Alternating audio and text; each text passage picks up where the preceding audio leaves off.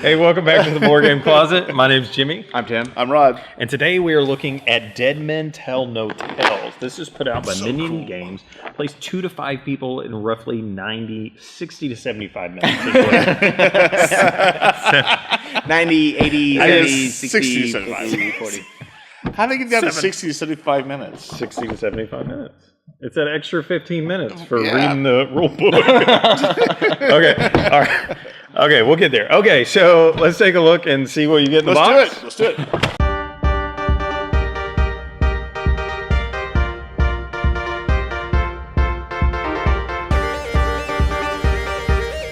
So this is Dead Men Tell No Tales. Rod, talk about these components. Okay. First, we'll start off with the artwork. The artwork is great. It's cool. You have a bunch of cool different pirates and so on to choose from. They've got this, basically this is your character, I guess, to say what's going on with your character. And it's, it's neatly done. Looks like a, I don't know, does that look like to you? I don't know. Maybe a dartboard? I don't know. Anyway. Top of a barrel, a wine barrel. I mean, look at the box artwork. Doesn't it make you want to just go out and buy this game? I mean, it's amazing. It makes me want to buy it. And then when you have the actual boards that you're laying out where your characters go across, they're very neat. The dice are nice. They have the orange and the red. The only thing I would have any problems with is the meeples. I couldn't tell how they're supposed to stand. They almost look like reindeer like that. I think it's pretty obvious. Yeah, I know. Once you actually look at it. I know.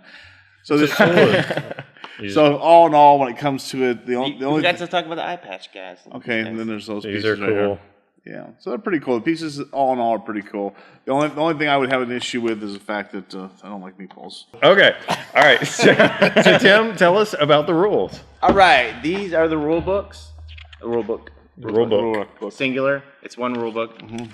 They do a great job on the front with showing the components, whatever. Looks cool. That front part is awesome. And that's it for as far as awesome goes, because the rest of the rule book is poorly written.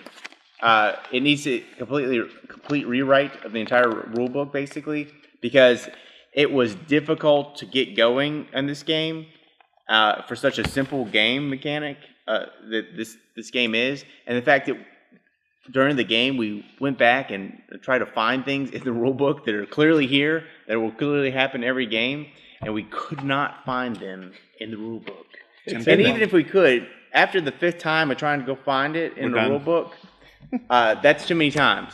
It should be easier to find, especially for something that should happen in every game. So, well, it's bad when you hand it to somebody, or when you're trying to find it, they say, "Here, let me find it," and then they do. I don't know. Then it just goes around the table like that. Yeah. Everybody's like, "Oh, well, I'll take a look. I'll find. Surely, I'm sure we can find this." Blah blah blah. Anyways, that's a sure sign of a poorly written instruction booklet. So this needs to be completely rewritten. So let's attempt to explain how to play the game, and forgive us if we miss something.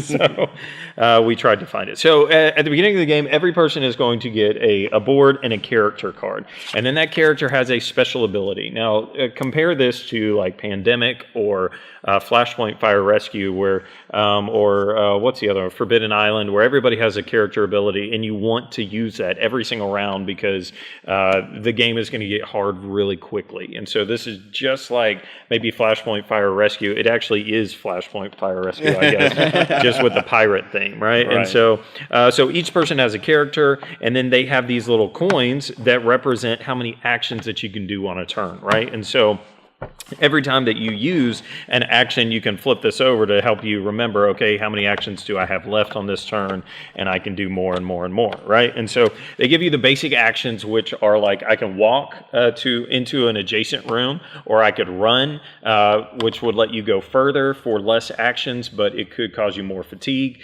Things like that actually does cause you fatigue to do that. And then you can lower the fire, because in essence, the premise, which we should have said at the beginning, I guess, is that you're trying to board a pirate ship that is on fire, and find the loot and get off. And oh, by the way, there are pirates and there are dead skeleton people that are attacking you. All of that, and deckhands that you're trying to fight. And so that happens to be on the ship. So you're going throughout the ship trying to fight these things and put out the fires.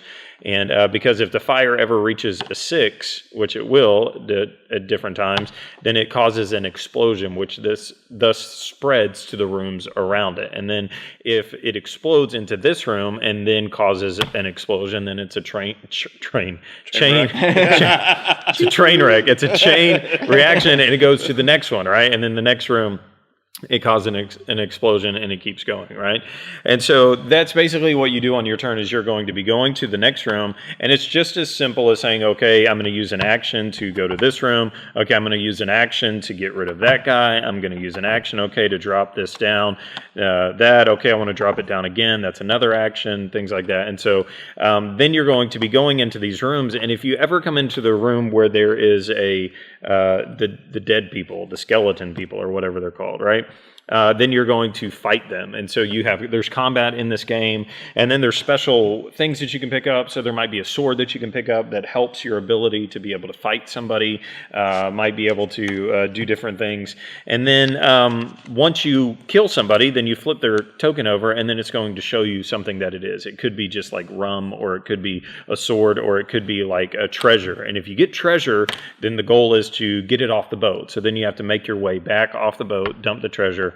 And, by the way, on each turn, you're going to be revealing a new room onto this ship that is ever growing, and you get to place it anywhere that it's legally possible, right? So you have to match up doorways to doorways.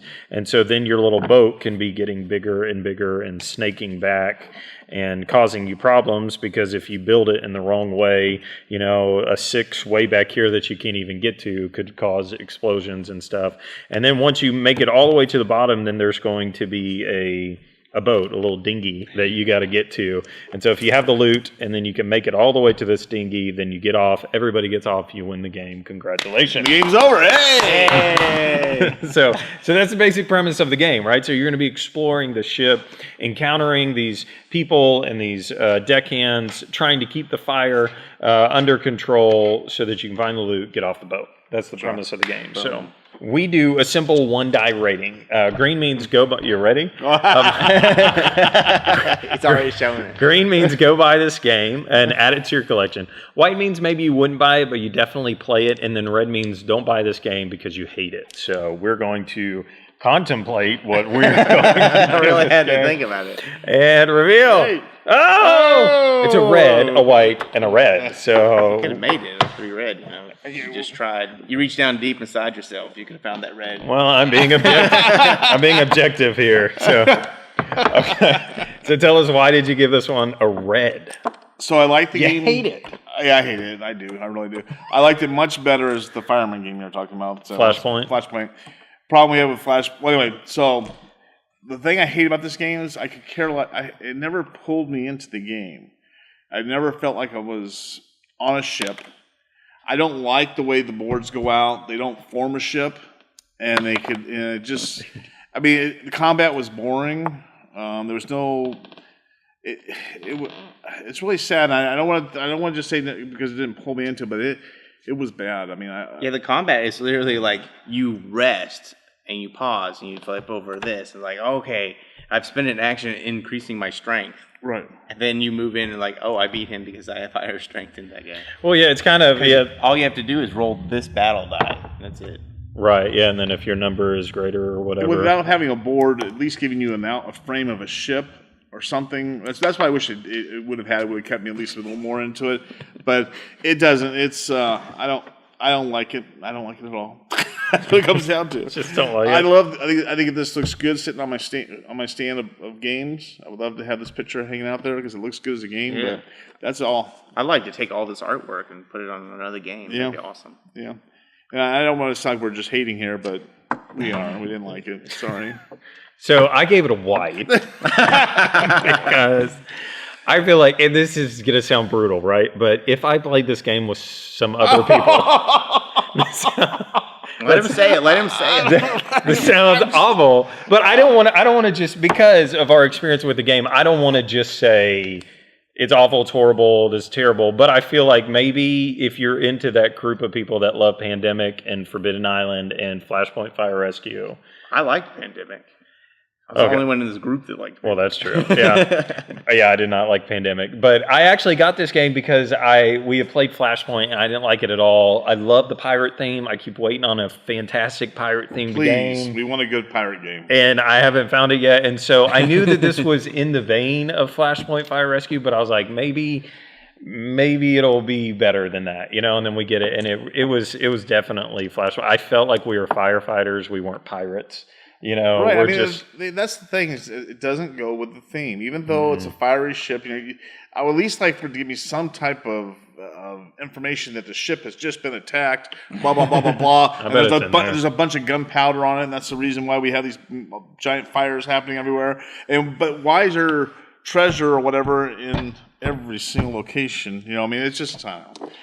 Yeah, I just hated how it ended up being a fire game. That took over the theme. So in essence, you were like, and I know that's not what the game is about, because you're about finding the treasure and getting out. But it really, in essence, came down to, okay, John, your only thing that you can do this turn is go get rid of that 6. Right. And so you trot over there. You use your tokens. You're flipping them over to just get over here to get rid of that room that's about to explode, that's going to mess us all up. And so when it comes to those kind of games where it's like there's only one thing that you're supposed to do on this turn, I don't really end up liking those. So but I would try it. I guess I gave it a white, and this was no offense to you guys, but I would try it again with some other people to see if maybe, because I know y'all are never going to play it. so maybe there's a chance someone else will try it. Well, it's just when I'm in the game, and then I was the first person eliminated. Right? And then I felt relieved. That's so bad. I died. I was like, sweet. I was like, I'm done. And then you're like, oh, wait, no. Now you get to pull out another character and you keep playing. And then I felt bad because I had to keep playing a game. And to me, that is a say, hey, this is a red game. This is something you don't want to play. Right. Yeah. Yep. Totally agree. Sorry. Okay, so there are some people on the internet that love this game. So go watch their reviews and see if we're right or wrong. So anyways, we got a lot more reviews on our website, boardgamecloset.com. You can check us out there. Facebook, Twitter, Instagram, all of those. And as always, support your local hobby shop.